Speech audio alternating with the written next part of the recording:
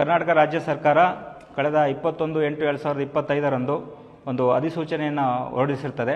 ಅದರ ಪ್ರಕಾರ ಏನು ಸಾರ್ವಜನಿಕರು ಈ ಸಂಚಾರಿ ನಿಯಮಗಳನ್ನು ಉಲ್ಲಂಘನೆ ಮಾಡಿದ್ದಾರೆ, ಅದು ಈ ಚಲನ್ ಏನು ನಾವು ITMS ಮುಖಾಂತರ ಜನರೇಟ್ ಮಾಡಿದ್ದೀವಿ, ಅದರಲ್ಲಿ 50% ರಿಯಾಯಿತಿಯನ್ನು ಘೋಷಣೆ ಮಾಡಿ ಆದೇಶವನ್ನು ಹೊರಡಿಸಿರ್ತದೆ. ಅದರ ಪ್ರಕಾರ ಏನು ಸಂಚಾರಿ ನಿಯಮಗಳನ್ನು ಉಲ್ಲಂಘನೆ ಸಾರ್ವಜನಿಕರು ಮಾಡಿದ್ದಾರೆ, ಈ ಒಂದು ಅವಧಿಯಲ್ಲಿ ಸುಮಾರು 23/8/2025 12/9/2025 ಸುಮಾರು 20 ದಿನಗಳ ಕಾಲ ಈ ಒಂದು ಅವಧಿಯಲ್ಲಿ ದಂಡವನ್ನು 50% ರಿಯಾಯಿತಿ ಘೋಷಿಸಿ ಸರ್ಕಾರ ಆದೇಶಿಸಿದೆ. ಸಾರ್ವಜನಿಕರು ಇದರ ಸದುಪಯೋಗವನ್ನು ಪಡೆದುಕೊಳ್ಬೇಕು.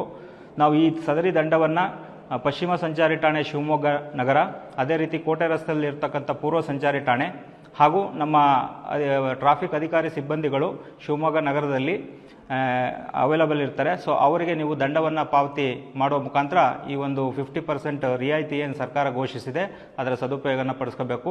ಅದರ ಜೊತೆಗೆ ನಾವು ಟ್ರಾಫಿಕ್ ಪೊಲೀಸರ ಒಂದು ಮನವಿ ಏನಂದರೆ, ಈ ಸಂಚಾರಿ ನಿಯಮಗಳನ್ನು ದಯವಿಟ್ಟು ಎಲ್ಲರೂ ಪಾಲನೆ ಮಾಡಬೇಕು.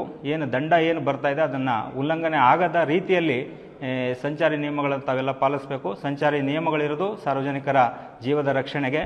ಅದನ್ನೆಲ್ಲ ಪಾಲನೆ ಮಾಡಿದ್ರೆ ಸುಗಮ ಸಂಚಾರ ವ್ಯವಸ್ಥೆಗೂ ಅನುಕೂಲ ಆಗ್ತದೆ ಮತ್ತು ಸಾರ್ವಜನಿಕರ ಒಂದು ಜೀವ ರಕ್ಷಣೆಗೂ ಕೂಡ ಅನುಕೂಲ ಆಗ್ತದೆ. ಆ ರೀತಿ ಅಪಘಾತಗಳನ್ನು ತಡೆಗಟ್ಟಲಿಕ್ಕೂ ಕೂಡ ಇದು ಒಂದು ಕಾರಣ ಆಗ್ತದೆ ಅಂತ ಹೇಳ್ತಾ, ತಾವೆಲ್ಲರೂ ಈ ಒಂದು ಸರ್ಕಾರದ ಆದೇಶದ ಪ್ರಕಾರ ಈ ಒಂದು 50% ರಿಯಾಯಿತಿ ಏನು ಘೋಷಿಸಿದೆ ಅದನ್ನು ಸದುಪಯೋಗ ಪಡಿಸ್ಕೊಳ್ಬೇಕು ಅಂತೇಳಿ ಕೇಳ್ಕೊಳ್ತೀನಿ.